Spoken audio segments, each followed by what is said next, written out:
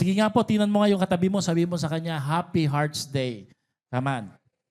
Happy Hearts Day. Sino ho dito ngayong February, nagpaplano ka na saan kayo magdi-date, no? Yung mga tipong pang-Instagrammable na lugar. Iniisip mo na kung ano kayang ireregalo ko dito sa sa partner ko. Minsan po no, ang mag-asawa nagpapakiramdaman, no, may regalo kaya siya sa akin, no?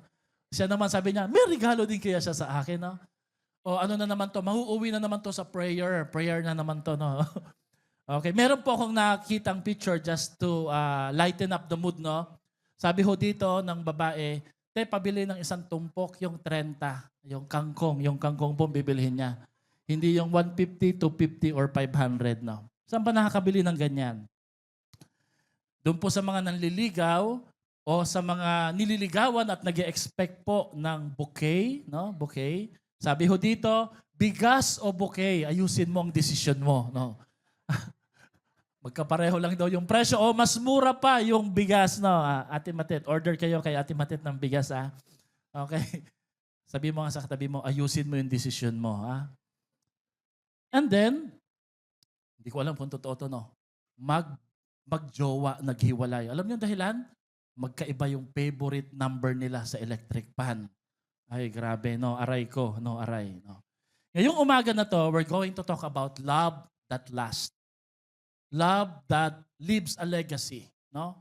Pag pinag-uusapan po natin yung love, marami daw pong iba't ibang uri ng love sa Pilipinas. Ito ho yung love o relationship na malatipong magpakailanman. Grabe na ito ho yung binubuhat sa beach, umiikot-ikot yung babae, di ba? Yung buhok talagang hinahangin-hangin.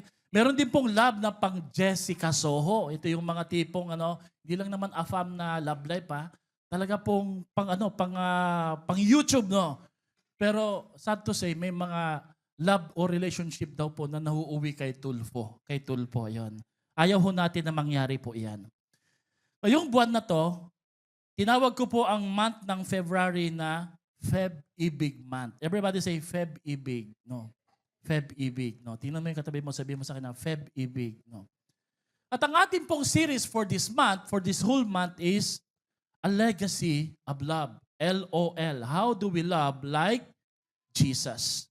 Pag pinag-uusapan po natin yung salitang legasiya o legacy, ang ibig po sabihin nito, ito ho yung uri ng love na iniwan ng ating Panginoon, hindi lamang sa mga disipulo, kundi sa mga sumunod na henerasyon hanggang umabot po sa atin, isang pamana na talagang sadyang iniwan ng Panginoon at ipinadama. Hindi po nag-iwan ang Diyos ng isang programa, ng isang mitolohiya, ng isang building, ng isang achievement or series of trophies. Bagkus yung iniwan ng ating Panginoon as we read sa Bible, yung legacy of love. Ang tawag daw po dito sa love na to ay inheritance. At ang love na to, ano daw po ba ang itsura ng love na to? It is the kind of love that looks like Jesus. We will discover mamaya paano ho natin makikita at mararamdaman yung love na yun na kamukha ng ating Panginoong Jesus. Hindi po nagbigay ang Diyos ng strategy, ng method, bagkus nagbigay ang Diyos ng standard on how do we love sa bawat isa. No? Merong tinatawag na familial love, ito yung love natin sa ating pamilya. Merong tinatawag na eros love, ito yung love natin sa ating spouse o sa ating partner. Erotic love. Meron pong tinatawag na phileo love, ito yung love natin sa ating mga kaibigan. Pero meron din pong tinatawag na agape love. Ito yung love ng Panginoon. At nais po niya na yung love na to mag-manifest sa ating mga buhay. No, bakit po legacy of love ang ating tema ngayong buwan na to? Kasi po ang legacy, ito isang bagay na nagtatagal, lumalagpas, higit pa sa buhay o existence mo bilang tao. Ito yung naiiwan at naaalala ng iba. Notice, yung huling salita ng ating Panginoon, mababasa natin mamaya, bago po siya ipako sa krus, bago siya mamatay, hindi po sinabi ni Jesus sa kanyang mga disipulo, at tayo nga po iyon ngayon, be powerful. Hindi po sinabi ng ating Panginoon, be successful. Hindi po sinabi ng Panginoon kina Pedro, kina Juan sa mga disciples, be impressive.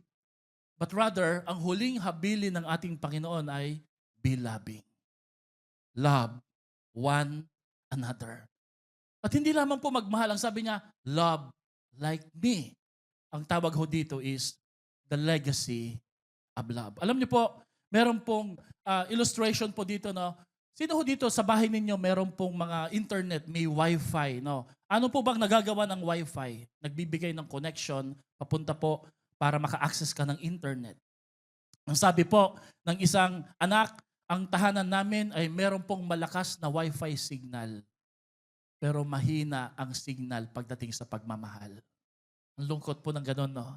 Malakas po ang signal sa pag-access sa internet, pero mahina ang sagap para maramdaman at madama ang sitwasyon o kalagayan ng bawat isa. You know, ang malungkot po, no? Kaya nga po mahalaga po na pinag-uusapan natin ito, no?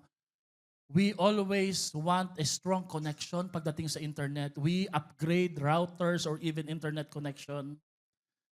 But the sad thing is that we don't upgrade relationship so that it will become more stronger. We invest too much in internet connection but not on the connection of our heart. No? Minsan daw po, merong isang magkakapatid na may isang ama na nung siya'y tumatanda na, lagi po nilang nakikita na ang tatay nilang ito ay laging umuupo sa rocking chair. Sa ano ba Tagalog ng rocking chair, no? Tumba-tumba, no? Natutumba ho ba yan, no? Tumba-tumbang upuan, no? At doon po, kinakalong niya yung kanyang mga apo, pinapayuhan niya ang kanyang mga anak. Pero ang lalaking ito ay napakayaman. At nung tatay nila bigla na lang hong namatay, you know, ang isang kakatuwa na nangyari, wala hong isa sa mga kapatid ang nakipag-agawan para kuhanin yung lupa dito sa part na to, kuhanin yung bahay, kuhanin yung negosyo.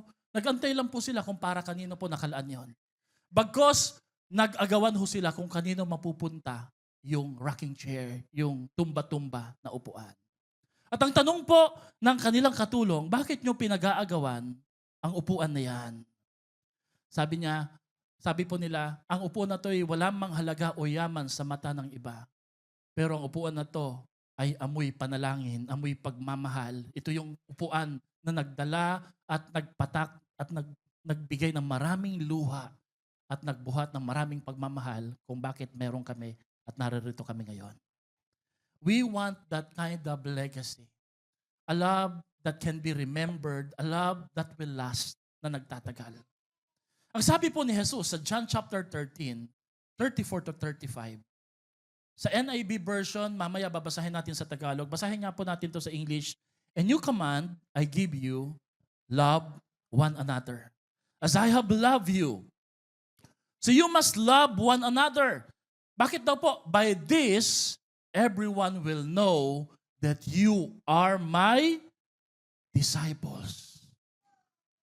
Sa Tagalog, isang bagong utos ang ibinibigay ko sa inyo ngayon. Ano daw po iyon? Mag-ibigan kayo.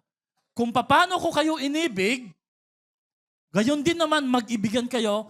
Kung kayo'y mag-iibigan, ano daw po magiging dulot o resulta? Makikilala ng lahat na kayo ngay mga alagad ko. No? Pag-aralan po natin, ano ho bang nangyayari dito nung sinasabi ni Jesus ito? Sa hermeneutics po, ang tawag ho dito ay context. Mahalaga po yung konteksto eh. Alam niyo po kung bakit may mga pag-aaway sa relasyon, magkakaibigan, nagkakasiraan, they forgot to talk about the context. Bakit niya nasabi ito, no? Minsan na may misinterpret natin, no? Sino ho dito, may kaibigan ka, wala ka namang balak o wala kang plano, nasaktan siya, sinabi mo lang ito bilang payo, pero ang dating sa kanya ay parang masama. Pero when we go back to the context, ito pala yung dahilan ba't niya nasabi. At ganun nga po ang pag-aaralan natin dito.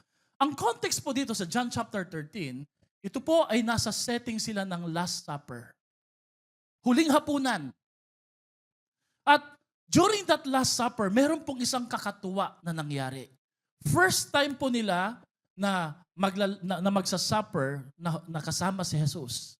Pero ang isang bagay na kakatuwang nangyari dito, kumuha si Jesus ng isang palanggana at isang tuwalya. Hindi good morning towel, Brother Darwin. Kumuha po siya ng palanggana at tuwalya. At habang nag-uusap po ang mga disipulo, kilala niyo po yung mga disipulo, parang tayo eh. Alam niyo po, during this time, John chapter 13, very immature pa mga disciple. Wala silang ibang inisip kundi mag-agawan ng pwesto. Naalala niyo po yung kwentuhan nila, Panginoon, sino ho ang pwedeng umupo sa kanan mo, sa kaliwa mo, pag ikaw po'y inilukluk na sa kaharian? All they think about position and power. And that's reasonable kasi nga, mga tao lang sila kagaya natin. Kaya hindi po iniidolo ang mga apostol kasi kagaya lang din natin sila Nag-aaway sila, may mga mainitin ng ulo, may impulsive kagaya ni Peter. So during this time, imagine the commotion, nag-aalala sila kung sino po maluluklok sa posisyon. Pinag-iisipan din po ni Judas paano niya pagkakanulo si Jesus sa halagang 30 pieces of silver na hindi siya mahalata. At iniisip din po ni Pedro kung paano niya ipagtatanggol si Jesus, pero at the back of his mind, alam na alam niya, he will fail. Nag-aagawan siguro sila ng pagkain. Alam nyo, may isang kakatuwang ginawa si Jesus Lumuhod po siya at sinimulan po niyang hugasan ang paa ng mga disipulo. At habang ginagawa po ito ni Jesus, nagulat po sila, yung iba po'y tumanggi, yung iba naman po ay umayaw at sinasabi nila, Lord, tumayo po kayo dyan, tumayo po kayo. Ito ho pala ay hindi lang huling pananalita ni Jesus bago siya ipako sa krus. Ito rin yung kanyang huling gesture para ipakita sa kanila ang kanyang huling habilin. You know, pag ang isang tao yung malapit ng mamatay, alam nyo to hindi siya nagsasayang ng salita. Hindi rin siya nagsasayang ng kilos at gawi. Lahat ng gagawin niya precise, nakaplano, yung iba nga po yung nagsusulat pa, may will and testament pa. Bakit? Kasi po, lahat ng kanyang sasabihin bago siya malagutan ng hininga ay importante. Hindi lamang po importante ang kanyang mga salita, importante po dun sa mapag-iiwanan kung paano nila ito susundin at paano sila maapektuhan. Nung ginawa po ni Jesus ito, during their time, it was a shocker. Na-shock sila lahat. Bakit? It's out of this world idea. Because right at this moment, Jesus didn't just mention or define love. He expressed and demonstrated what does it mean to really love someone. Later on, we will realize na yung gesture ni Jesus ng pagluhod at pagpapakababa ay pagpapakita ng kanyang gagawin sa krus ng Kalbaryo. Nagbibigay na siya ng hint na itong gagawin ko sa iyo, hindi pa dito. Kung iniisip nyo, nakakahiya na to, nakakababa na to, ako bilang guru ninyo, ako bilang Diyos, hindi pa dito. Later on, makikita nyo, mamaya, pag hinuli ako, ipapako ako at mamamatay ako. Hindi para sa mga mabubuti, mararangal na tao, kundi para sa mga kagaya ninyo na makasalanan. In Jesus' days, the washing of feet was a task reserved not just for servants, but for the lowest of servants. Now, come to think of it, mga kapatid, no? Ngayon po, bihira na po ako makakita. I hope makakita pa rin ako ng mga tao po na may hawak na walis, punas. Mga taong naglalakad na simple lang kahit may sasakyan. Nagbibisikleta na. Bihira na po. Bakit? Wala ho ni isa ho sa mga tao ngayon. I hope nagkakamali lang ako na masusumpungan, makikita sa itsurang kaawa-awa. And we would always like to portray that we are powerful. Hindi tayo pwedeng apihin. Minsan may biro kami ni Pastor Ray, no? Ba't gano'n, no? Pagka motor, chine-checkpoint, no? Pero pag kotse, okay lang lumagpas. Pero eto, no? Pag ang kotse, hindi ko naman sinasabing inggit kami, no? Pero pag SUV, okay lang sumingit, no? Pero pag maliliit lang na kotse, gilid ka. Sisitahin, no? Parang, siguro, no, eto na talaga yung sitwasyon. Sunod po ba tayo? Nakaka-relate po ba tayo? During their time, yung feet washing culture, everybody say feet washing culture, was considered to be dirty and a work of a slave. Imagine nyo yan, mga kapatid, no? Para gawin ni Jesus yun, ibabaw niya ang kanyang sarili. This means something.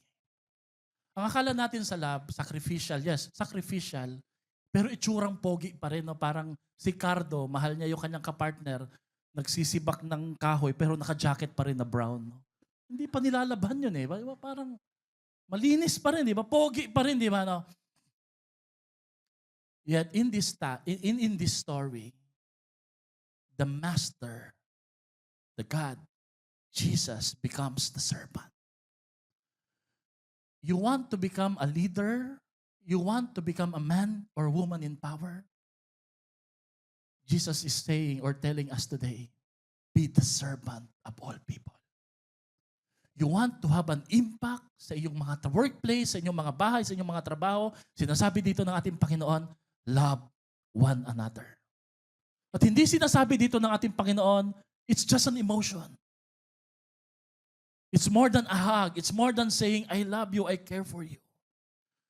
To Jesus, it means kneeling down, luluhod, serving one another in the most uncomfortable and humbling ways.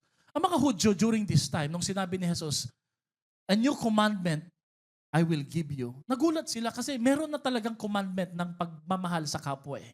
Sa Leviticus, sinasabi ho doon, love others as you love yourself. Pero dito, binigyan ng Panginoon na kakaibang timpla, kakaibang itsura, ang ibig sabihin po ng salitang pagmamahal sa kapwa. And this time, hindi lamang po ito isang utos o commandment na nakalagay sa tablet. This time, ang sinasabi ni Jesus dito, hindi nyo kailangang isulat, ang kailangan nyo lang gawin, ipamuhay at ipakita. Bakit? Kasi pag namatay na ako at hindi ko na kayo kasama, this will serve as your identity marker. Now, you will be called disciples, followers of Jesus, not because of what you believe, not because of your doctrine, and what you know, you will be called my disciples because of how you love one another. Sinasabi po ni Jesus dito sa kanyang mga disipulo, huwag kayong mag-focus masyado sa perks ng pagiging kasama ko. We love that thought, no? The perks of being a Christian, no? Yung benefits, yung power, yung position ng pagiging Kristiyano. Oh, I am more than a conqueror. Oh, pag sinabing anak ng Diyos, kaya ko to. I can do all things. No? Sabi ni Lord, wag muna kayo mag-focus masyado doon. Rather, focus more on your posture. How you can be seen and recognized as truly my disciple. By loving one another. Taliwas sa inuutos ng mundo na ang pagmamahal dapat ay extravagant, pinipicturan, nasa Facebook at dapat talaga bonggat nakikita. Sinasabi ni Jesus dito na ang pagmamahal hindi kailangan ng camera, hindi kailangan ng platform. Ang pagmamahal po kahit quiet, secret, pero totoo at damang-dama. Hindi laging nakatayo, kahit nakaluhod. Hindi kailangan may dalang pera o magagarbong mga gamit, kahit tubig lang at tuwalya. Sapat na. Ito ho ang sinasabi ng Panginoon, this is the legacy of love. Kaya sinabi ni Jesus sa kanila, pakibasa nga po natin, love one another. Bakit daw? As I have loved you. Now, bakit po ito tinawag ng Panginoon na new commandment? Sinisira po ba niya yung batas ng Old Testament? Marami nagsasabi na ang Old Testament hindi na related, hindi na connected sa New Testament. But Jesus didn't come to abolish the law eh. Dumating po si Jesus para i-fine-tune at higit sa lahat, to redeem the law. Kasi sa Old Testament, ang kanilang way para maka-access kay Lord is through the law eh. Gawin mo to, gawin mo yan. Kaya pati yung pagmamahal sa kapwa, dumarating yung time, burden na siya, hindi na siya totoo. Para lang in compliance na lang eh. Kaya pagdating sa New Testament, sabi ni Jesus, the law of loving one another is no longer a paper or a tablet. Now it's a person, it's me. And later on, I will demonstrate paano. Lumuhod siya, hinugasan niya yung paa. Pangalawa, pinako siya sa krus ng Kalbaryo. Now the disciples understood what Jesus meant. How to love one another. Bakit po ito new? Because it has a new standard. Ang sabi po sa Old Testament, sa Leviticus chapter 19 verse 18, sulat nyo na lang yan, no? Love others as you love yourself. Ikaw po, o tayo po ang basihan. Kung paano mo minamahal ang iyong sarili, ganun dapat ang pagmamahal sa iyong kapwa. Pero dito po, binago ng Panginoon, sabi niya, it is a new commandment because it has a new standard. Now, you will love others Not just on the basis of how you love yourself, but on the basis of how I love you. Paano ko kayo minahal? We'll talk more a bit next week, no? Pangalawa, new example. Alam niyo po ba, marami nagsasabi sa sining, no, sa art, no, ang love daw po abstract. Meron po siyang tinatawag na abstract rule. When we say abstract, generalized, extracted from a specific pattern, sa kapag sinabing ang love ay abstract, ang construction po ng love, please bear with me, no? Hello? Ito po ay nasa pattern po na kung tawagin po ay if-then love, no? Mamahalin kita kung. Kasi pag hindi mo ko minahal, iiwanan na kita. And true enough, bilang tao, ganun nga po tayo eh. Pero dito, ang sabi ng Panginoong Jesus, now it's not an abstract, it's an embodied love. In other words, naalala niyo po, no, meron pong resurrection si Jesus. Meron pong incarnation si Jesus. Ang tawag po nito sa theology, the incarnate Christ, ibig sabihin po, no, nagkatawang tao si Kristo. And the Word became flesh. No, pumunta siya pinadala siya mula langit, naging baby, sinilang, nagkatawang tao para maramdaman natin ang love ni Lord in the person of our Lord Jesus Christ. Now, ang love ay hindi lang nagsasalita sa langit, hindi lang kinakausap nila Moses. Now, ang love, pagdating sa New Testament, walks with us, touches, heals, even the lepers, even those who are sick. Yung paraan ng pagmamahal daw po natin dapat, ang tawag ho dito ay the second incarnation of Christ. Why? Because you and I is the second incarnation of our Lord Jesus Christ. Ang pagkakatawang taong pangalawa ay kumakatawan sa buhay natin as we express that love to one another. Kasi ang nakikita nila, ang nararamdaman nila, hindi doktrinang alam mo o set of rules na natutunan mo sa simbahan. Ngayon, ang nadaramdaman at nakikita nila, medyo theology po yung pinag-aralan natin ngayon, no? Ay parang si Kristo nakikita sa buhay mo. Amen? Sometimes when we love, ang tingin po ng tao sa atin para tayong libro na nakasunod sa isang rules o robot na programa eh. You know, when we talk about embodied love, si Kristo nakikita sa atin, sa buhay natin. And they have just witnessed how it was demonstrated by Jesus.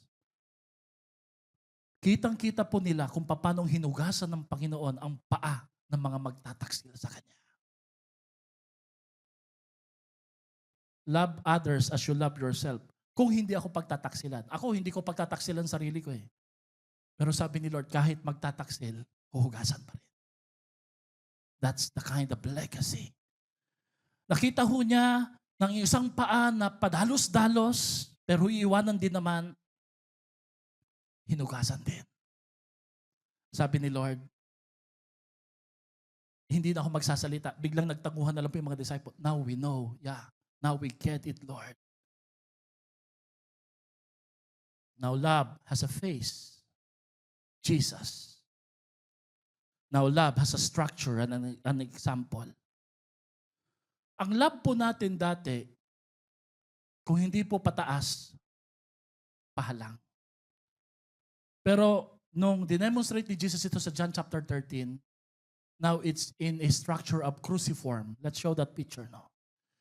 You love God, but that's not enough. You should love the world even though they hate you. You should love others, the community of believers. And as you love them, remember to love yourself. Self-love. Ang love kasi natin dati, pahalang, pag may makukuha ko dito. Naalala niyo po dati, bigyan mo nga po ng, ng ginataang manok, yung kapitbahay mo, yung namimigay sa atin yan eh. Pero yung masungit, huwag mong bigyan, lagpasan mo.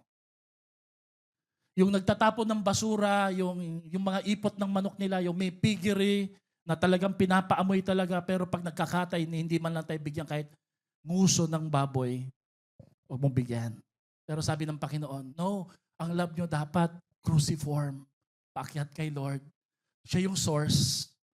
He is the source, He is the new example, and now, you must belong to a new community. Isama mo na rin pati yung mga ayaw mo at ayaw ka.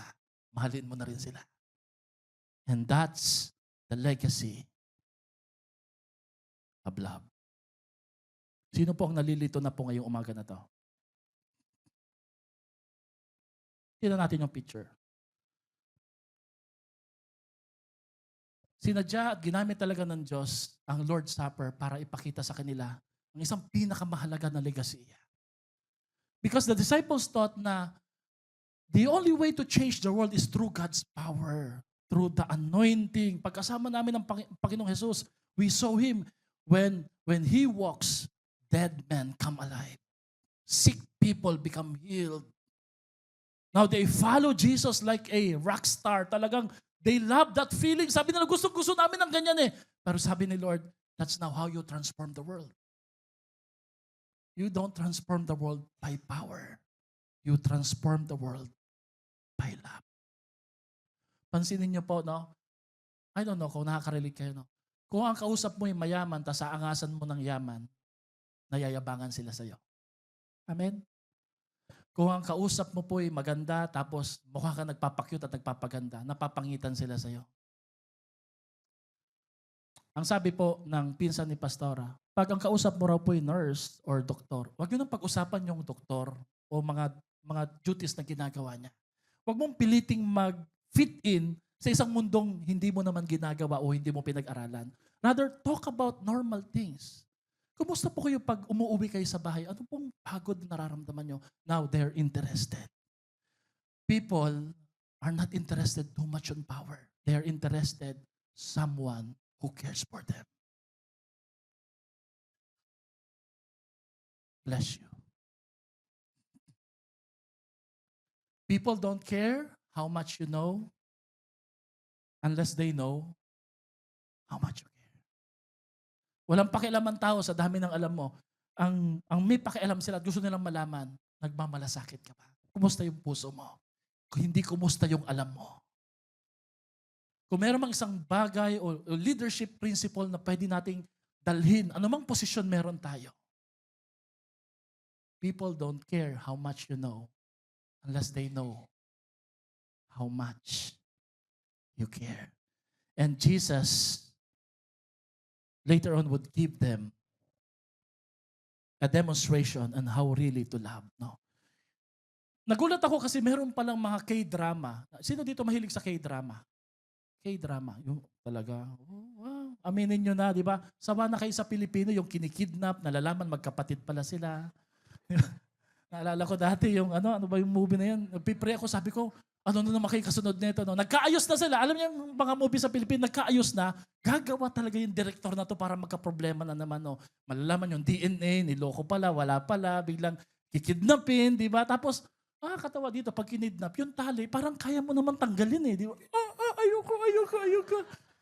Nakukornehan kayo pinsan, di ba? Bitiwan mo ako, Nardo, bitiwan mo ako. Pag pinokos yung picture, pampihira, pwede niyang kalasin. Kahit isang daliri lang eh, di ba?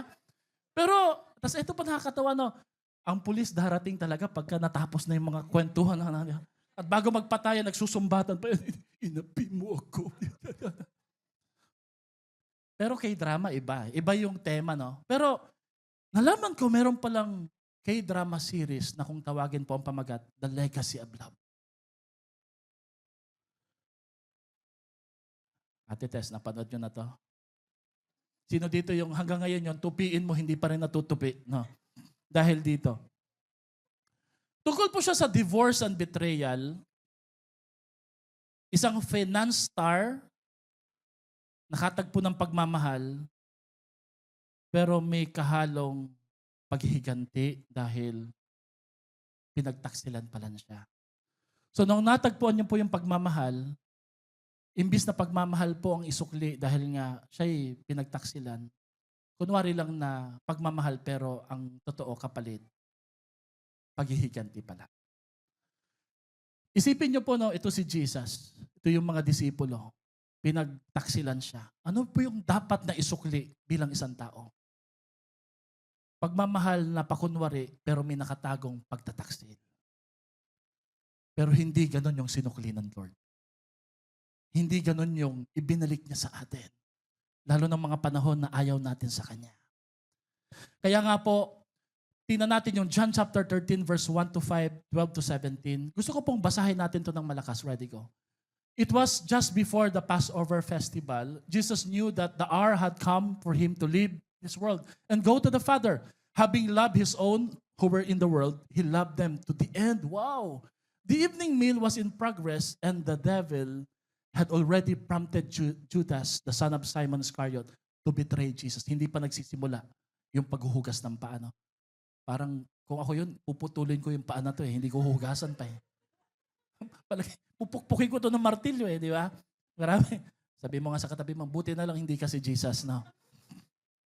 Ninilkatiran mo to gamit ng gulok o itak eh, no? So he got up from the meal, took off, sige, ano pa ba? Ayan pa. Jesus knew that the Father had put all things under His power, in control pa rin siya, and that He had come from God, and He was returning to God. So he got up from the meal, ito na yon. Alam niyang, pagtataksilan siya ni Judas, he took off his outer clothing, he wrapped a towel around his waist, and then anong ginawa po niya? Next slide. After that, he poured water into the basin. Ako lalagyan ko po ng muriatic acid, no? Sorry. He began to wash his disciples' feet. Naku po, may mga ingron, may mga madudumi, no? Drying them with the towel that was wrapped around him. When he had finished washing their feet, he put on his clothes and returned to his place and asked, "Do you understand what I have done for you?" Naintindihan niyo ba kung anong ginawa ko sa inyo? Next slide. You call me teacher and Lord, and rightly so, for that is what I am. Now that I, your Lord and teacher, have washed your feet, you should also wash one another's feet. I have set you an example. Everybody say, example, that you should do as I have done for you. Very truly, I tell you, no servant is greater than his master, nor is a messenger greater than the one who sent me. Now you know these things, you will be blessed if you do them. In other words, pag ginawa nyo to, taliwas sa iniisip nyo, marangal to at kapuri-puri sa harapan ng Panginoon. Ang maglingkod sa harapan ng ating Diyos. Pag-usapan natin yung washing of feet. During this time, the disciples would willfully fight over a throne, but they wouldn't fight over a towel and a basin. Mas pipiliin nilang makipag-away para sa isang posisyon. Alam nilang aalis na si Jesus, iniisip nila, ako bang kasunod? Sabi ni Pedro, ako siguro yun eh. Ako yung malapit kay Lord eh. Today, we would fight over our rights and privilege. But hindi pa nasiserve yan. Sa Jollibee, sa fast food, no? Bagal nyo naman. We will fight for our entitlement, but we rarely fight over the rights and concerns of others. Ako po nakauna eh. Umalis lang po ako eh, ba't niyo ako sinisingitan eh? Later on, his disciples would catch a glimpse and then have a full understanding of the meaning behind Jesus washing their dirty feet. When they would stood at the foot of the cross of Calvary, they would remember that true love bows down, cries out, and humbles in front of them. Kaya may tanong po ako, anong uring mga paa ang hinugasan ni Jesus? What kind of feet did Jesus wash? Not clean feet, nandyan po yung source ng pinagkuhaan ko. Not deserving feet, not loyal feet, not grateful feet, not faithful ones. Ang mga hinugasan, niluhuran ng Panginoon para punasan, hugasan ng mga paa, wala po sa kalingkingan ng pamantayan na iniisip po natin. Lalo na kung iisipin pang luluhod tayo at maghugas tayo ng paa. Sabayan niyo po ako, tingin po kayo dito sa harap. He washed the feet of a betrayer, the feet that would walk into the night, feet that already knew the path to silver and a kiss. But Jesus knelt anyway. And water touched the heels of Judas, even as treachery, deception, burned in his heart. Paano mo hugasan ng isang paa ng isang taong alam mong pagtataksilan ka? He washed the feet of a denier. Feet that would soon run from the courtyard of fire, mouth trembling, voice cracking, saying, I don't know this man. I don't know this man. Still, Jesus held Peter's ankles gently, knowing that those feet would fail before the dawn. Bago pa po sumikat ang araw. He washed the feet of the fearful, yung mga takot, nagtakbuhan. Feet that would scatter when the cross appeared, feet that promised loyalty in daylight, but soon would disappear in the dark.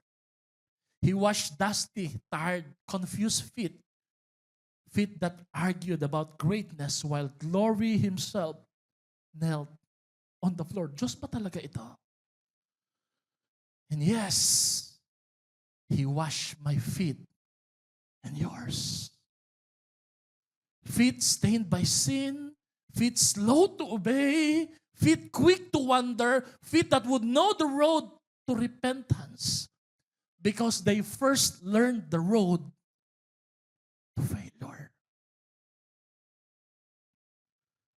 The hands that flung stars into the space, yung nagsabit ng mga bituin sa kalangitan, wrapped themselves around human ankles. The King of Heaven bent low, nagpakumbaba, lumuhod, not to test worthiness. Hindi niya hinugasan yung mga karapat-dapat eh. Pero para ipadama, ganito, ako magmahal sa inyo.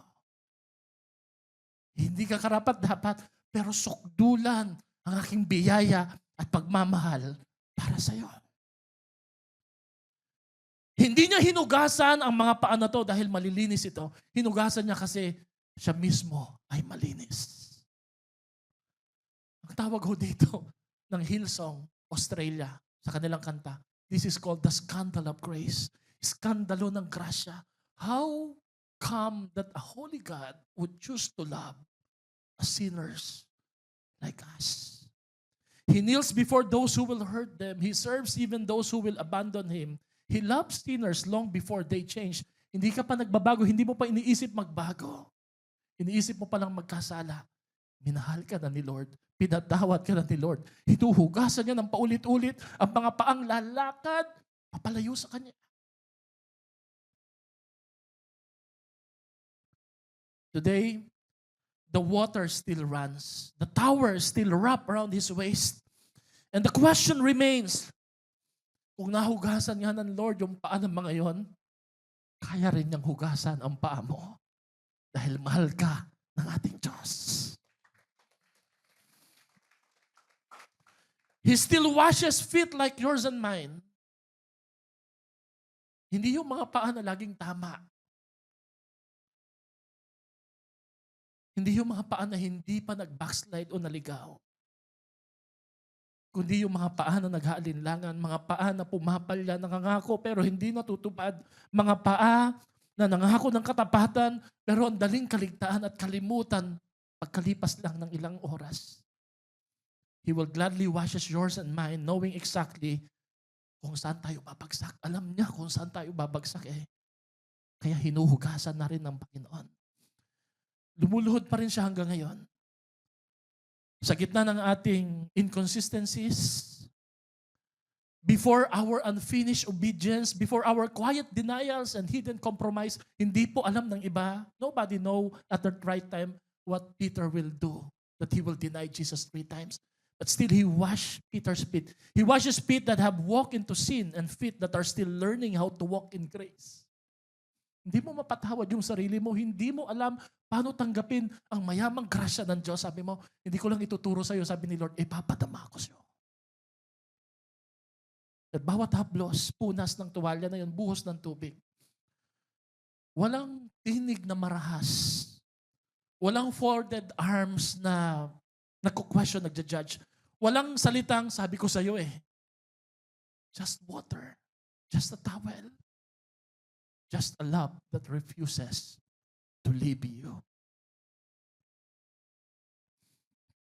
Jesus will wash you, and like Peter, you will let Him. Papayagan mo siya. Hindi dahil naiintindihan mo to, kundi dahil alam mo, kailangan mo to. At first, kagaya ni Pedro, sasabihin mo, Lord, wag yung paa ko, marumi po. Hindi lamang yung paa ko, pati buong pagkatao ko. Huwag yung kahinahan ko, Lord. Hindi yung kahihiyan ko. Hindi yung bahagi na to. Pero titingnan ka ng Panginoon kagaya ng pagtingin ni Lord kay Peter at sasabihin niya, Pedro, pag hindi mo ko pinayagan, wala kang bahagi sa akin. wala kang magiging bahagi sa akin. Hindi ako magiging sa'yo at ikaw ay akin. And when you lower that pride, when you lower that mindset, pride will fall silent. Control will loosen its grip, and you will realize grace is not something you manage. It is something you receive. So you will open your hands. You will stop pretending you're clean. And you will let that water touch what you tried to hide. Kaya sabi ni Pedro, di ba, Lord, wag lang pa hugasan ko. Hugasan mo pati ulo ko, pati katawan ko. Kasi Lord, ang dumi-dumi ko. At sabi ng Panginoon, sapat na nahugasan lang ang paa. Dahil pag nahugasan na ang paa mo, malinis ka na. Malinis ka na. Like Peter, you won't let him wash because you're worthy.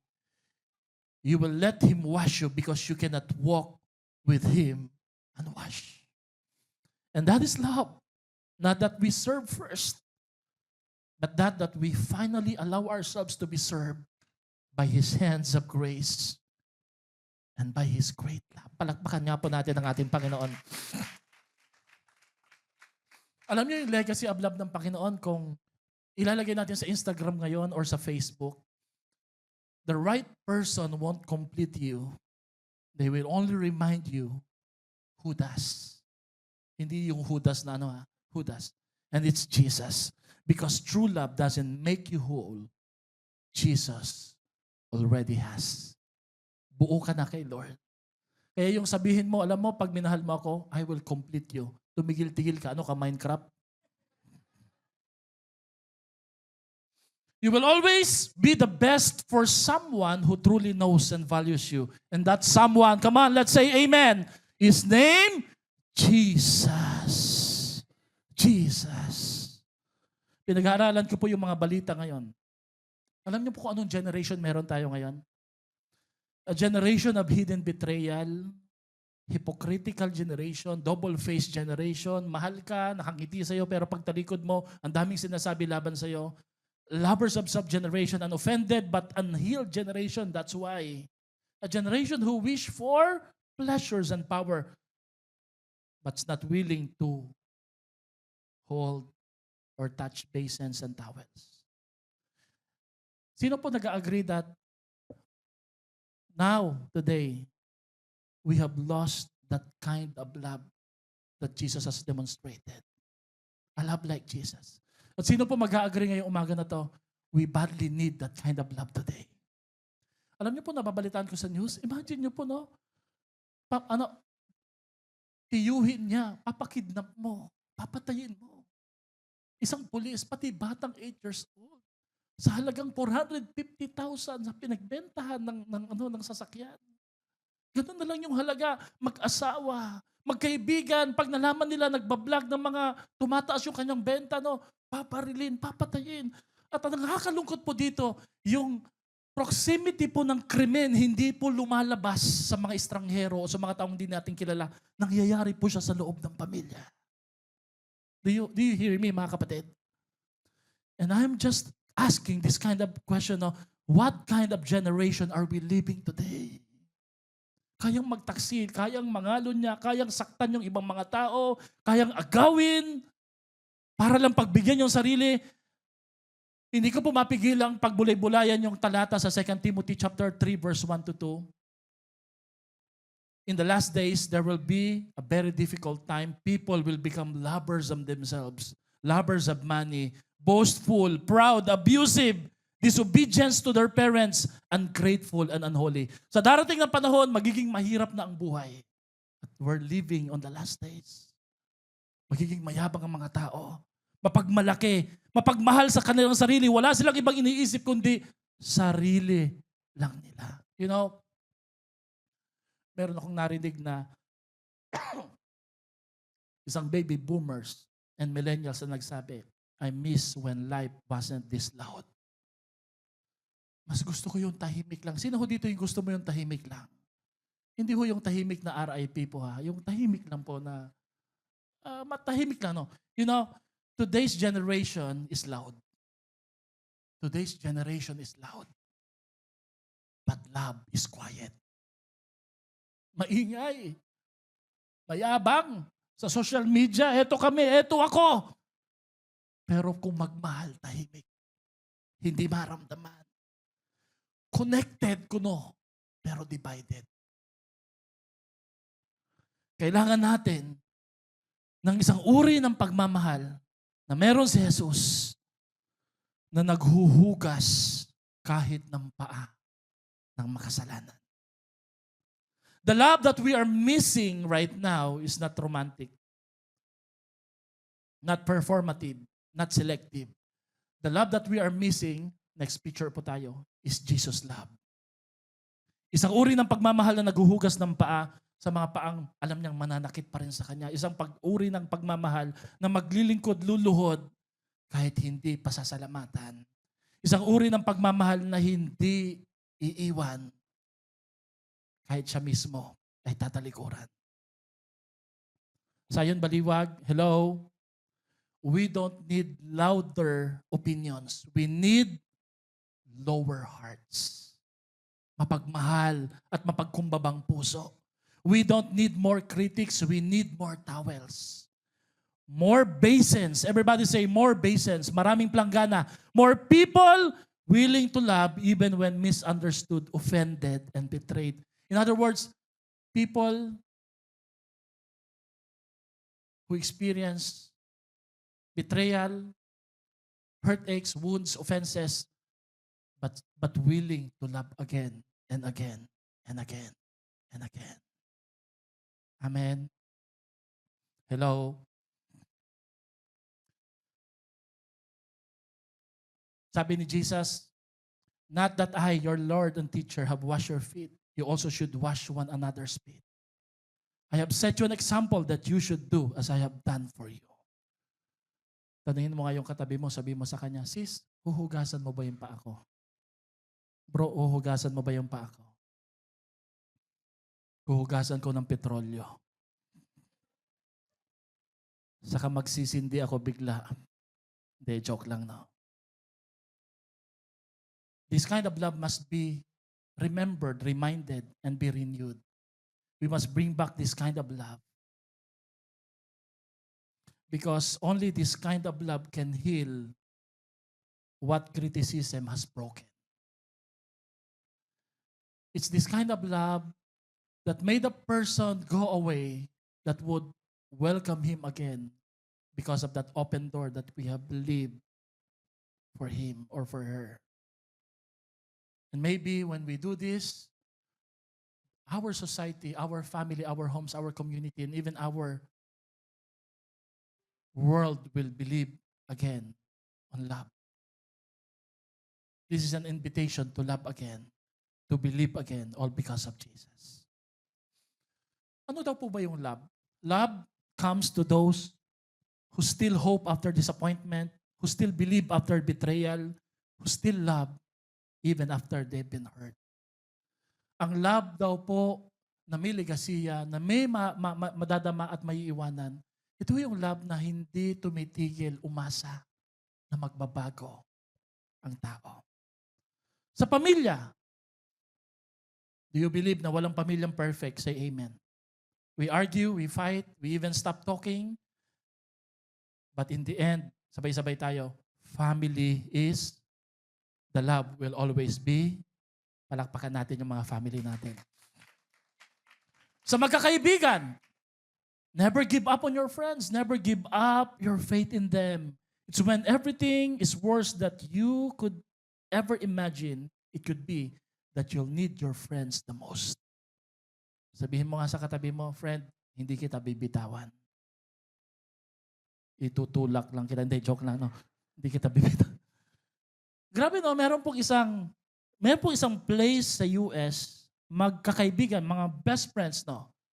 For over 30 years, alam niyo po ba, para hindi sila maghiwa-hiwalay, para kasama yung mga anak at apo nila, gumawa sila, bumili sila ng isang hectares of land at ginawa nilang village yon. Wow. Sometimes we're praying, we're hoping, ano kaya no? Pag merong isa sa atin dito yumaman, bless ng Panginoon, hindi lang sa pera, pati sa puso, maisipang bumili ng isang malaking lupa at gagawing Zion Christian Fellowship subdivision. At walang nag-amen. Ayoko po, pastor. Ayokong kapitbahay yung kamiyembro, no. Favorite po naming panoorin lagi, yung Pipito Manaloto. Sino dito nanonood ng Pipito Manaloto? Nanonood ba kayo, no? Nung noon, si Justin favorite, no? Noon medyo talagang nakakatawa pa. Ngayon kasi medyo parang nabago ng konti, no? Pero gusto ko po yung kwento na to kahit na pamali-mali, palpakitong si Patrick, best friend na. Eto matindi. Pipito, my friend! Ano po yung madalas na ginagawa ni Tommy? Nandadaya, nandudugas kay Pipito. Pero this is a picture sa Filipino culture ng isang uri ng community. Love that never gives up. Amen?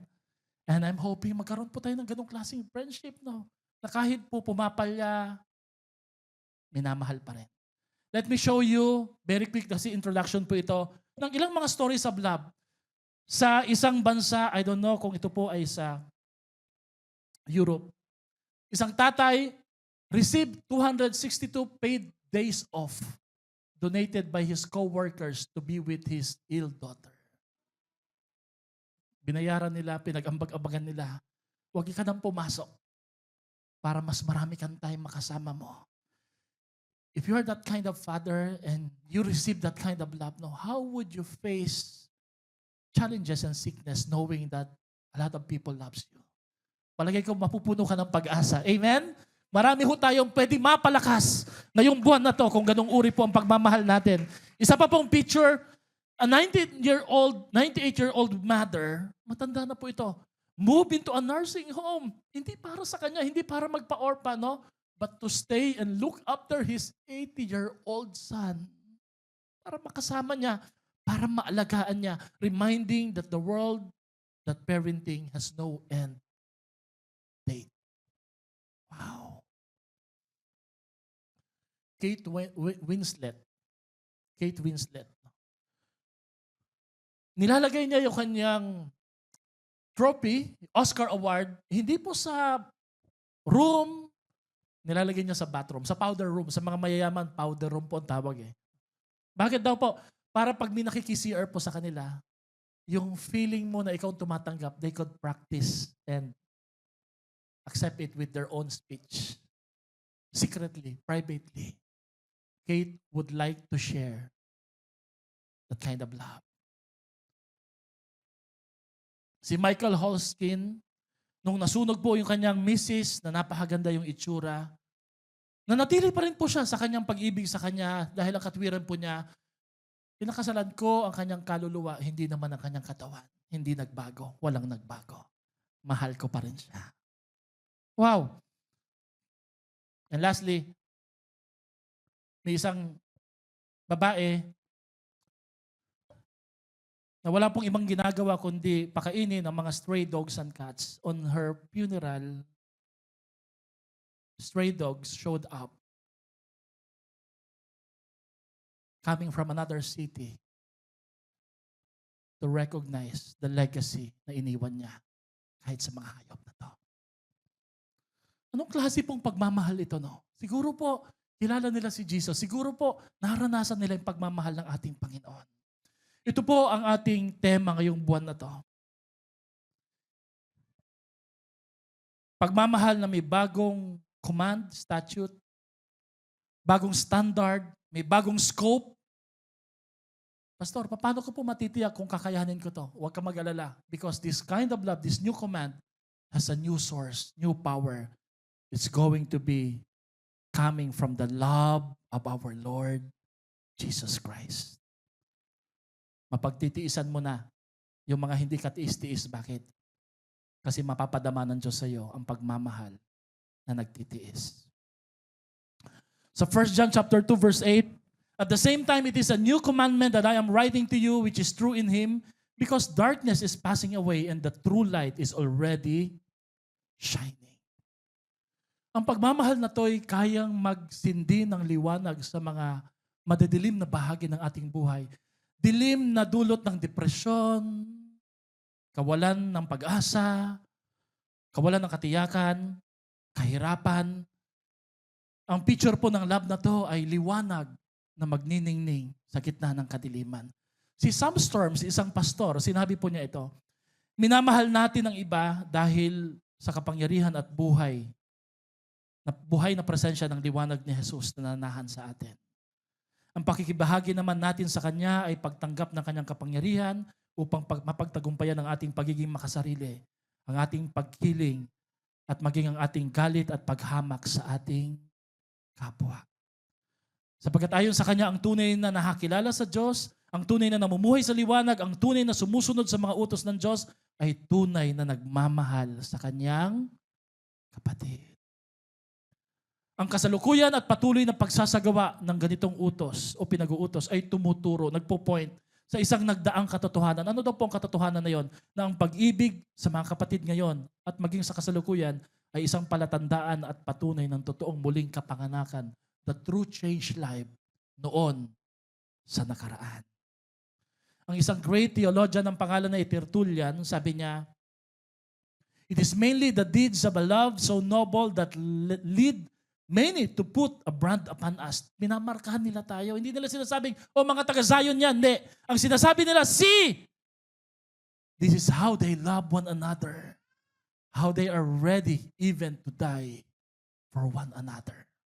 Ito daw po ang naging dahilan kung bakit kumalat ang Kristyanismo. Hindi dahil sa doktrina lang eh. Kumalat ang Kristyanismo dahil pinamuhay nila ang doktrina sa kanilang puso. Sila po ay nagsilbing walking Bible. Ang buhay po nila ay binasa ng iba.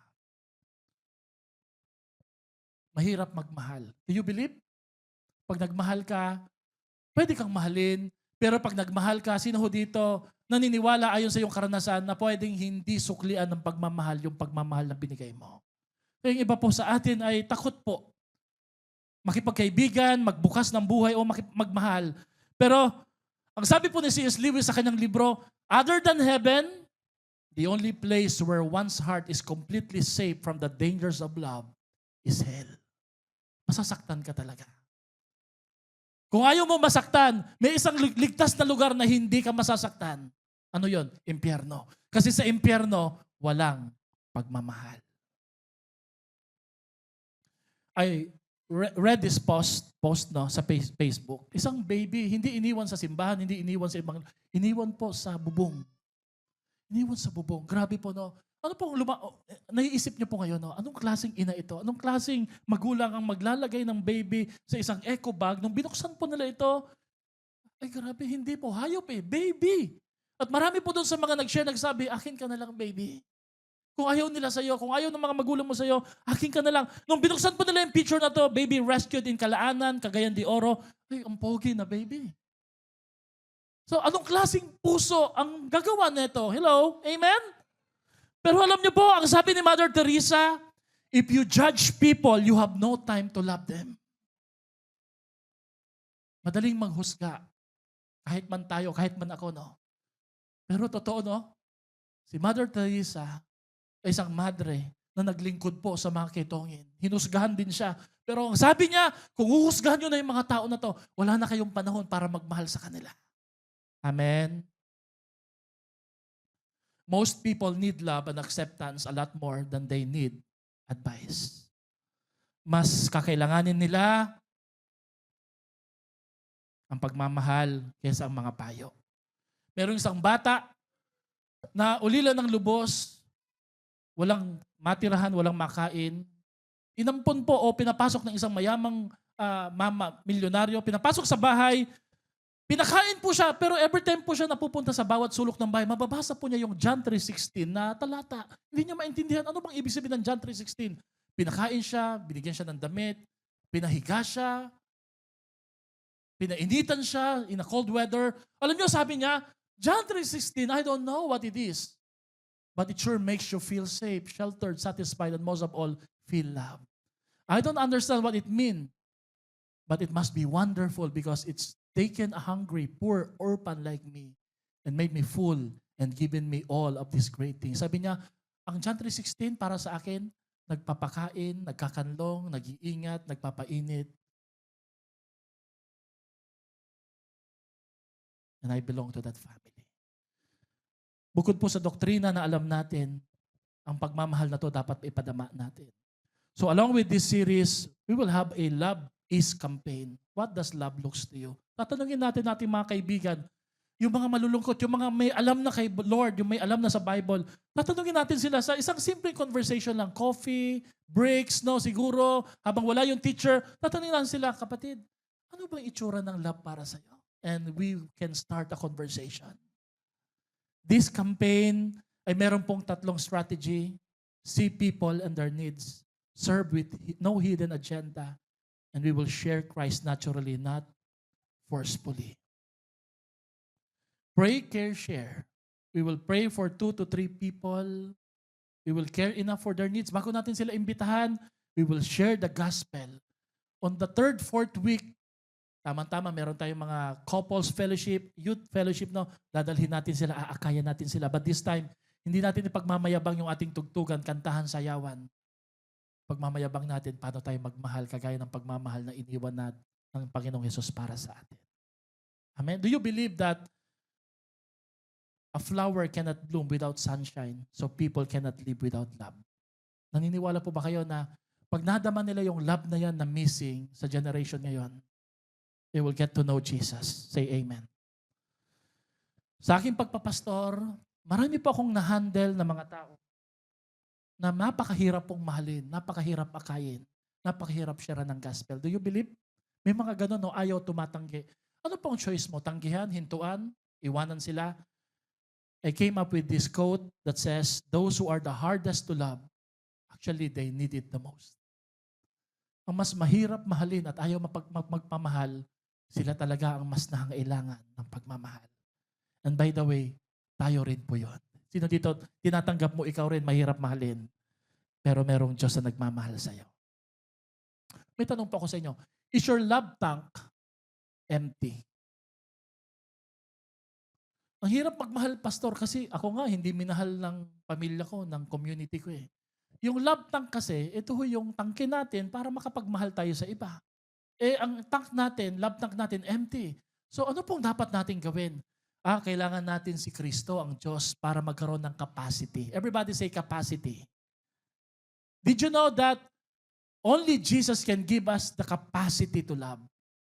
Yung capacity, yung pagpuno. And you know, capacity is equal to capability. Capability. At dahil po meron tayong capability, we have the capacity to love like God loves. Sabihin mo, hindi ko kaya, ayaw ko. Hindi, kaya mo yan. Kasi meron kang Kristong nagmahal sa'yo na lumuhod at hinugasan yung paa mong marumi kahit hindi ka karapat-dapat. Alam nyo, may kukwento po ko sa inyo, no? Aalis ako ng konti dito sa pulpit, no? Hindi po sa pinagmamayabang, pero I'm so inspired sa ilang mga leaders natin. I also tried their discipline during the prayer and fasting week hanggang ngayon po. Pinilit ko pong hindi kumain ng gabi hanggang umaga. May mga leaders pa tayo na nagturo po sa akin. No? Nakita ko po sa sarili ko, pumayat ako. Sinuot ko po talaga to kasi pag sinusuot ko to, bumubulwak. Pero ngayon po, sige, hanapin nyo yung tiyan ko. Nasaan? Joke lang. Alam nyo kasi, nag-implement po ako ng strict diet plan. Alam nyo kung ano yung strict diet plan ko? Pag walang pera, huwag kang kakain. Alam nyo, effective. Pag wala kang pera, huwag kang bibili ng Starbucks, ng mga, subukan mo pag wala kang pera. Sabihin mo sa sarili mo, hindi ako bibili pag wala akong pera. Ang tawag po dyan, strict diet plan. Strict diet plan. No? Hindi. Actually, nataon din po kasi na pagkatapos ng prayer and fasting week, hospital si JL, walang naghahanda ng agahan. Si Pastora kasi naghahanda na. Pati sa gabi, sabi ko, okay na. Na-realize ko, hindi ako nalungkot na walang nagluluto. Na-realize ko, tinutulungan ako ni Lord pumayat. Mindset. Sabi niyo, tamad lang si Pastor magluto. Hindi. Sabi ko, Lord, tinutulungan mo ako. And 2 days, may 2 days po ako, Sis Christine, ang tawag namin dito cheat day. Sabi ni Pastor Mike, everyday kaya nag-cheat eh. Sino dito nagda-diet ka, nag-cheat ka lagi? And nobody knows kasi ikaw lang nag-cheat na. Cheat day means you can eat. Pwede mong i-break yung na yun. No? Sinubukan kong mag-cheat day, naramdaman ko, pag kumakain ako sa gabi, pag lagpas ng 8:00, parang hindi na siya tinatanggap ng katawan ko. All of a sudden, kaya ko na. Pagdating ng umaga, bago po mag alas 12, feeling ko, nung una mahina, pero nung sumunod, hindi na mahina. Nakakapagtrabaho ako, nagkakapagmotor ako, nakakagawa ko ng notes. Sabi ko, oh, God is giving me the capacity and the capability for this kind of discipline. Never think na hindi mo kaya. Kaya mo. Kasi meron kang Diyos. He is the God of capacity and He is the God of capability. Amen? Yung hindi mo mapatawad, yung hindi mo mamahal, hindi mo maibig-ibig, hindi mo mayaya, hindi mo masyaran, kaya mo. Bakit? God has given you that capacity to love, to forgive. No? Tayo po tayong lahat. We will again sing that song. The grace that saves you is the same grace that will sustain you. The grace that loved you yesterday will be the same grace that will empower you to love others today. Jesus' grace doesn't just save you once. It wakes you up, it holds you up, it lifts you up, it helps you and walks with you forward every single day. And everybody say, Amen. Sabihin mo nga sa katabi mo, kaya mo. Sabihin mo sa kanya, you have the capacity and the capability to love me. Everybody say, to love me, to forgive people, to invite people, to change people. Palakpakan niya po natin ang ating Panginoon. Paano ko po alam na kaya mo to? Nasa iyo si Jesus eh. 2,000 years ago, Jesus died on the cross for you. He didn't just wash your feet. He stretched His arms wide open as if saying, this is how I have loved you. I will love you unconditionally, fully, and usually. Sa umagang ito, please close your eyes. No? Kung nagdududa ka pa rin sa pagmamahal ng Panginoon, think again. Ito yung mga time that you feel guilty sa sarili mo because of sin, because of failures, mistakes, pero parang nararamdaman mo, merong naghuhugas sa'yo, merong tuwalyang nagpupunas sa'yo. And then you suddenly know today, it's Jesus' hands washing your life, washing your heart, giving you that legacy of love, giving you that kind of love na handang magpatawad, handang magbigay ng panibagong pagkakataon. Habang nakapikit po tayo, sino ho dito ngayong umaga na to? Pipiliin mo yung love na yan ngayong umaga na to. Pipiliin mo, una, tanggapin ang pagmamahal na yan. Pangalawa, patawarin yung sarili mo. Kung meron pong isa o dalawa po dito, you can forgive yourself. No, Pastor, I'm worse than Peter. I'm worse than Judas. Hindi mo po alam kung anong nagawa ko. Pero alam ni Lord. At yung katotohanan na nandito ka pa rin, merong Diyos na araw-araw hinuhugasan ka, nililinis ka. At ang dahilan kung bakit ka nakakatayo, dahil may Kristong lumuluhod at pinako sa cross para sa iyo. Ang totoo niyan, kapatid, your love tank is full. Kasi binuhos ng Diyos buo niyang buhay para sa iyo. Now, if you feel that love, if you want that love, could you please raise your hand at sabihin mo, Lord, I need that love. I need your grace in my life. Grace is not something that I manage. Grace is something that I just received coming from you. And grace forgives. Grace restores. Grace changes. Grace is not a doctrine. Grace is a person.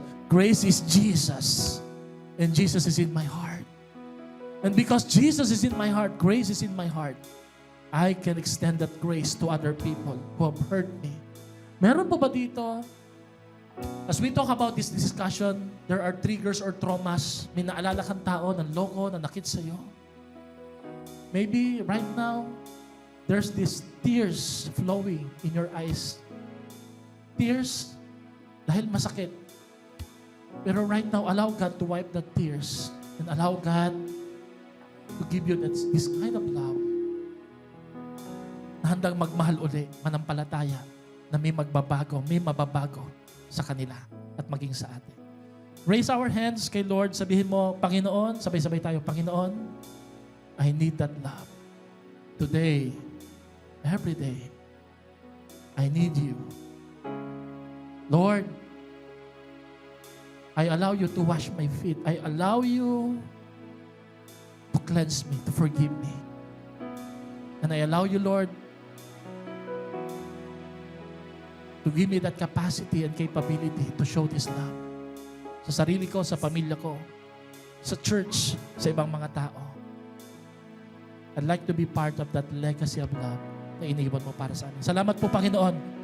Hindi kami karapat-dapat. Kailanman hindi kami magiging karapat-dapat, Panginoon. And that's good. That's okay, Lord, because it reminds us, O God, na meron pong isang Diyos na worthy, karapat-dapat sa aming buhay. At kayo po yun, Panginoon. Kayo po ang Diyos na nagmahal sa amin. At sukdulan po ang iyong pagmamahal, biyaya sa aming mga buhay. Lord, as we receive these elements of communion that reminds us of your body, of your blood being shed for us 2,000 years ago at the cross of Calvary, may we experience that legacy of love, unconditional, unusual. In Jesus' name we pray. Lahat ay magsabi ng malakas na Amen at Amen. Palakpakan natin ang ating Panginoon.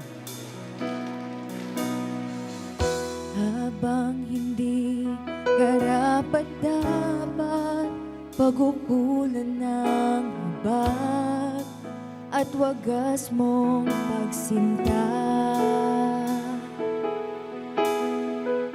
Habang walang kakayanan, masuklian ka ng mabuti sa lahat mong ginawa. Niyakap mo ako sa aking karumihan. Inibig mo ako nang di kayang tumbasan. O Diyos ng katarungan at katwiran na kahit minsa'y di nabahiran ng kabanalan, kaluwalhatian. Salamat sa sukdulang biyaya mo, O Diyos ng pag-ibig na mas malawak pa kaysa aking mga pagkakasala. Mas sa buhay ko. Higit pa sa buhay ko, salamat sa sukdulang biyaya, O Diyos ng katarungan at katwiran na kahit minsa'y di nabahiran ng kabanalan, kaluwalhatian. Salamat sa sukdulang biyaya mo, O Diyos ng pag-ibig na mas malawak pa kaysa aking mga pagkakasala. Higit pa sa buhay ko, salamat sa sukdulang biyaya mo, Sing your praise, Lord. If you love Jesus, if you're thankful, sing your praise to Jesus.